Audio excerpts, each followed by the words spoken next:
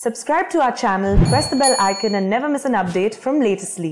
Forum पर देश के हर क्षेत्र में 2 दशकों से जिन सुधारों की चर्चा चल रही थी और जो मांग हो रही थी वह सदन में चर्चा के दौरान भी परिलक्षित हुई। वर्तमान में इन कानूनों का अमलीकरण देश की सर्वोच्च अदालत ने स्थगित किया हुआ है। मेरी सरकार उच्चतम न्यायालय के निर्णय का पूरा सम्मान करते हुए उसका पालन करेगी। लोकतंत्र और संविधान की मर्यादा को सर्वोपरि रखने वाली मेरी सरकार इन कानूनों के संदर्भ में पैदा किए गए भ्रम को दूर करने का निरंतर प्रयास कर रही है। मेरी सरकार ने लोकतंत्र में अभिव्यक्ति की आज़ादी और शांतिपूर्ण आंदोलनों का हमेशा सम्मान किया है, लेकिन पिछले दिनों हुआ तिरंगे और गणतंत्र दिवस जैसे पवित्र दिन का अपमान बहुत दुर्भाग्यपूर्ण है।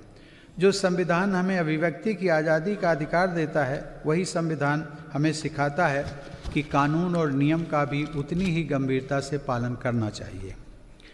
मेरी सरकार ये स्पष्ट करना चाहती है कि 3 नए कृषि कानून बनने से पहले पुरानी व्यवस्थाओं के तहत जो अधिकार थे तथा जो सुविधाएं थी उनमें कहीं कोई कमी नहीं की गई है, बल्कि इन कृषि सुधारों के जरिए सरकार ने किसानों को नई सुविधाएं उपलब्ध कराने के साथ साथ नए अधिकार भी दिए हैं।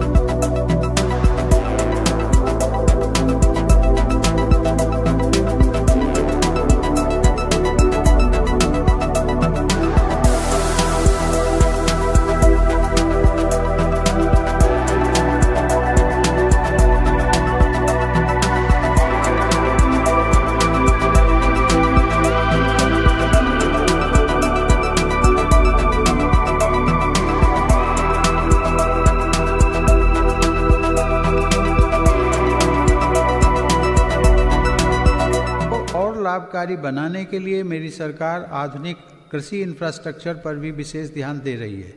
इसके लिए 1 लाख करोड़ रुपए के एग्रीकल्चर इंफ्रास्ट्रक्चर फंड की शुरुआत की गई है।